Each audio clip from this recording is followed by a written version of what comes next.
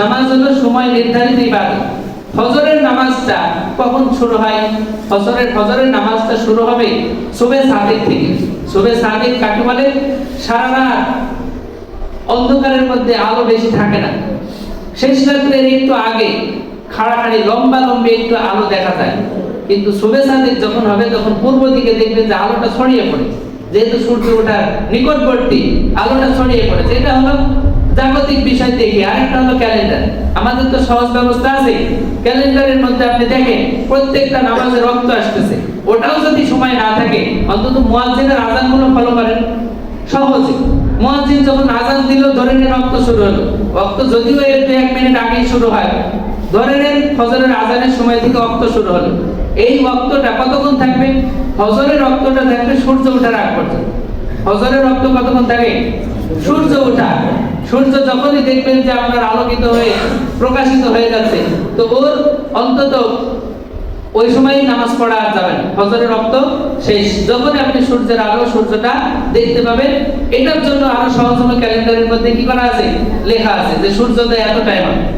এটা দেখে নিলেন, আপনি এতটুকু পারবেন না, আপনি এত বড় জান্নাতের আশা করতেছেন, তো এটা দেখে নিলে ফজরের নামাজ, মুয়াজ্জিনের আযান থেকে সূর্য ওঠা কত সুন্দর। যে কোনো মানুষ এর জন্য বিশাল শিক্ষিত হওয়া লাগবে না, যে কোনো সাধারণ মানুষ এটা বুঝতে পারবে। যেদিকে মুয়াজ্জিনের আযান, ওদিকে সূর্য ওঠা।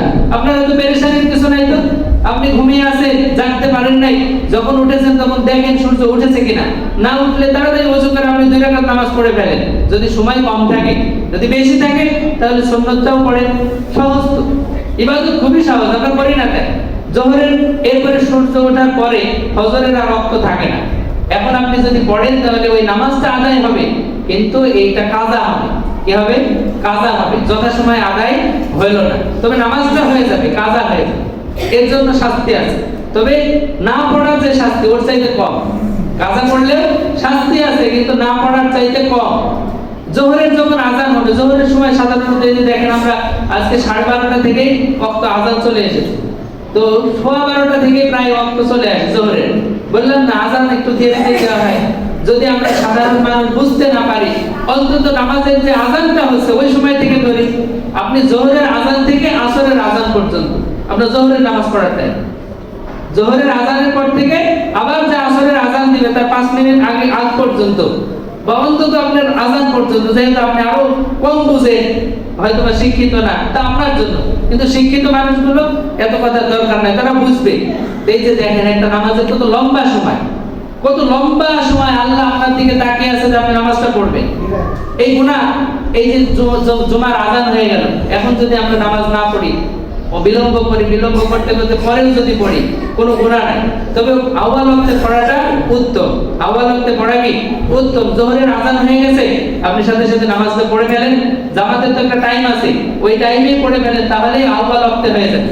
যেহেতু জামাতেরও গুরুত্ব আছে, তো আউয়াল ওয়াক্তে পড়া উত্তম। কিন্তু এই নামাজটা যদি আপনি একটু সময় দেরি করেও পড়েন, তা আসরের আগ পর্যন্ত, আযানের আগ পর্যন্ত পড়লেও আপনার জিম্মাদারি আদায় হয়ে যাবে। আপনি নামাজটা পড়লেন, এটা ফেরেশতারা আপনার আমলনামায় লিখে ফেলবে। কত লম্বা একটা সময়, 2 ঘন্টা 2.5 ঘন্টা সময় লাগছে। এরপরে আসরের আযান হলে, আসরের আযান থেকে একেবারে সূর্য ডুবা পর্যন্ত, একেবারে সূর্য ডুবা পর্যন্ত আমরা ঘড়ি দেখার দরকার নেই। সূর্য ডুবার আগ পর্যন্ত আপনার পড়ার টাইম। কিন্তু নামাজ আযানের পরপরই পড়ে নেওয়া বা মসজিদের টাইমের সাথে পড়া, এটা হলো উত্তম। কিন্তু আপনি টাইমটা পাবেন কোন পর্যন্ত? সূর্য ডুবা পর্যন্ত। আল্লাহ দেখেন সব খুব সূক্ষ্ম বিষয়গুলো আল্লাহ মানুষের উপর অত বেশি জরুরি করেন। এই নামাজটা যেমন সবার উপরে ফরজ করেছে, এর মধ্যে শিক্ষিত থাকবে, অশিক্ষিত থাকবে, সাধারণ মানুষ থাকবে, জ্ঞানীগুণী সব শ্রেণীর মানুষ থাকবে। এই জন্য আল্লাহ এই সময়টা নির্ধারণ করে দিয়েছে একেবারে স্পষ্টভাবে, যে এইদিকে আযান হবে আর ওদিকে সূর্য ডুববে। আসরের নামাজ সূর্য ডুবার আগ পর্যন্ত যে কোনো টাইমে আপনি পড়ে নিলে 4 রাকাত নামাজ আপনার হয়ে গেল। এরপরে তবে নিয়ম হলো সূর্যটা ডুবার 20 মিনিট আগ পর্যন্ত পড়ে নেওয়াটা সবচাইতে ভালো। যদি 20 মিনিট আগেও আপনি পড়েন তাও নামাজ হয়ে যাবে, কিন্তু আপনি গুনাহগার হবেন। কারণ ওই সময় সূর্য ডুবার সময় নামাজ পড়া নিষেধ।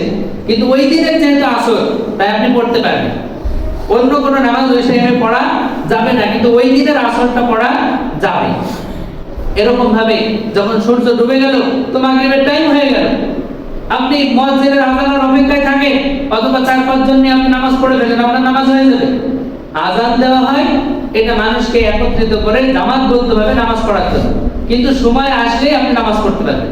এর জন্য আযান দেওয়া কিনা জরুরি না। যে মুয়াজ্জিন এখনো তো আযান দেয়নি, আমি ঢাকায় যাব, বাসের ভিতরে নামাজ পড়তে পারবো না, আপনি একাই পড়ে যান। ওই মুহূর্তে যেহেতু আপনার তাড়াহুড়া, আপনি একাই পড়েন। ইসলাম এতটা সুযোগ দিয়েছে যে আপনারা কল্পনাও করতে পারবেন, কিন্তু কাজটা করতে হবে, কাজটা করতে হবে। তবে বলতেছিলাম যে মাগরিবের সূর্য ডুবা পর্যন্ত আসরের টাইম, এরপরে সূর্য ডুবে গেল, আপনার মাগরিবের টাইম শুরু হয়ে গেল। এই মাগরিবের টাইমটা থাকবে পশ্চিম দিগন্তে লালিমা, অর্থাৎ লাল লাল আলোটা যতক্ষণ থাকবে, এটা তো আর সবাই বুঝতে পারবে না, ক্যালেন্ডার ফলো করবে।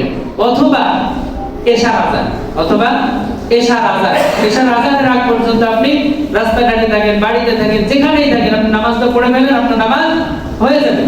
আর এশার যখন আযান হয়ে যাবে, তখন এশার ওয়াক্ত ঢুকে গেল। এশার ওয়াক্ত আযানের থেকে একেবারে ফজরের আযান দেওয়া পর্যন্ত আপনার এশার টাইম, এশার টাইমটা সবচাইতে বেশি। তাহলে একবার ভাবুন, 5 ওয়াক্ত নামাজ আল্লাহ কত লম্বা টাইমের মধ্যে রাখলো। আপনি স্কুলের শিক্ষক, আপনার প্রত্যেকদিন দেরি করে আসতে হয় মসজিদে, জামাত আপনি পান না, এই ক্ষেত্রে আপনার যেহেতু এটা খুবই দরকারি, তবে ইসলামিক রাষ্ট্র হলে এগুলো ফলো করা হতো, নামাজের টাইমগুলো ফলো করা হতো। যেহেতু ইসলামিক রাষ্ট্র না, তাই আপনার ওখানে অসুবিধায় আপনার পড়তে হবে, যেহেতু বিভিন্ন প্রতিষ্ঠানের সাথে তাদের নিয়ম মতো চলতে হবে। আপনি তাহলে বাড়িতে এসে আসরটা পড়ে ফেলেন, আপনার 4:15তে নামাজ, 4:15টায় ছুটি, আপনি পারলে তাড়াহুড়া করে এসে পড়েন জামাতের সাথে, তা না হলে আপনি 2-4 জনকে নিয়ে আলাদা জামাত করে পড়েন, অথবা আপনার ওয়াইফকে নিয়ে আপনি জামাত করে পড়েন। মহিলাদেরকে নিয়ে জামাত করলে হবে না, তারও নামাজটা হবে, আপনার নামাজটাও হবে। তবে এই ক্ষেত্রে লক্ষণীয় বিষয় হলো পাশাপাশি দাঁড়ানো যাবে না, তাদেরকে একা হলেও মেয়ে মানুষকে একেবারে পিছনের কাতারে দাঁড় করাতে হবে।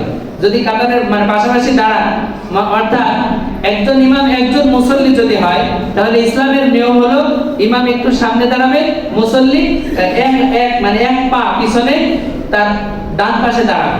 এটা পুরুষ মুসল্লির ক্ষেত্রে নিয়ম। কিন্তু যদি মহিলা মুসল্লি হয়, তাহলে তাকে এক কাতার পিছনে দিয়ে পড়তে হবে। আপনি ইমাম, আপনার স্ত্রী, আপনার মুসল্লি, সমস্যা আছে? দুজন মিলে নামাজ পড়ে, দুজন মিলে একসাথে জান্নাতে যাবেন। ইসলাম অনেক সহজ। তো এভাবে আমরা যদি 5 ওয়াক্ত নামাজ পড়ি, তাহলে আমাদের গায়ে বাঁধবে, কিন্তু আমরা তো তা করি না। আমরা মনে করি আযান হলো, এখনই মসজিদে নামাজ হবে, তো জামাতে যাইতে পারলাম না, তো নামাজের টাইম শেষ, এই যা মসজিদটা একবার আজকের মতো আর হবে না। বিষয়টা ভুল, এমন না। প্রত্যেকটা আযানের পর থেকে অন্তত পক্ষে 100 ঘন্টা নামাজের টাইম থাকে, 1 ঘন্টা নামাজের টাইম থাকে। যে ফজরের আযানটা যখন হবে, আপনার যদি ঘড়ির টাইম বুঝে, তাহলে আপনি 1 ঘন্টা ধরে নামাজ পড়বেন। সূর্য আপনার দেখার দরকার। মাগরিবের টাইমে 1 ঘন্টা সময় থাকে, এটা সবচেয়ে কম। আর আসরের টাইমটা আরেকটু কম, কিন্তু ওটার জন্য তো আপনার প্রকাশ্য আলামত আছে, যে সূর্য একেবারে যখন ঘোলা আকৃতি হয়ে গেছে, সূর্যের দিকে তাকানো যাচ্ছে, এর আগ পর্যন্ত পড়লে উত্তম ভাবে পড়া হবে। আর ওই টাইমে পড়া যাবে, কিন্তু আপনার গুনাহ হবে। তো এই বললাম 5 ওয়াক্ত নামাজের টাইম, এই টাইমের মধ্যে আপনি পড়েন। তবে উত্তম এবং গুরুত্ব দিয়ে জামাতের সাথে পড়তে পারলে সবচাইতে বেশি ভালো। যদি তা সম্ভব নাও হয়, কোনো কারণ থাকতে হবে, আপনি ডাক্তারখানায় দৌড়াচ্ছেন রোগী নিয়ে, এটা একটা সমস্যা।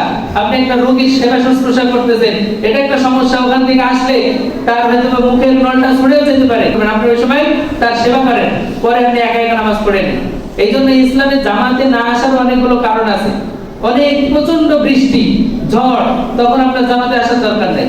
অথবা আপনি আসতে চাচ্ছেন, আপনার একটা মাঠ পাড়ি দিয়ে আসতে হয়, রাতের বেলা আপনার শত্রু আছে, আক্রমণ করবে, আপনার আসার দরকার নেই। আপনার কাছে কোনো লাইট নাই, প্রচন্ড অন্ধকার, আপনার আসার দরকার নেই। রাস্তায় অনেক কাদা, তাও আপনার আসার দরকার নেই। আপনি আসলেই আপনি পিছন খেয়ে পড়ে যাবেন, তা আপনি আসবেন কিভাবে?